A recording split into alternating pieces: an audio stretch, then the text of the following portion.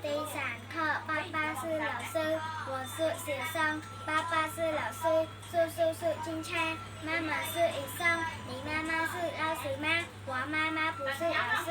她是医生。你爸爸是医生吗？我爸爸不是医生，他是老师。第三课，每天第八，爸爸是老师，爸是ครูបង្រៀន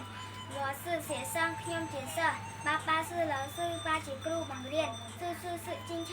父ជាប៉ូលីស 妈妈是医生 ម៉ាក់ជាគ្រូពេទ្យ 你妈妈是老师吗？តើម៉ាក់ឯងជាគ្រូបង្រៀនឬ 我妈妈不是老师 ម៉ាក់ខ្ញុំមិនមែនជាគ្រូបង្រៀនទេ ថា是医生 គាត់ជាគ្រូពេទ្យ 你爸爸是医生吗？តើ ba anhជាគ្រូពេទ្យឬ 我爸爸不是医生 ba ខ្ញុំមិនមែនជាគ្រូពេទ្យទេ ថា是老师 គាត់ជាគ្រូបង្រៀន 老师再见同学们再见明天见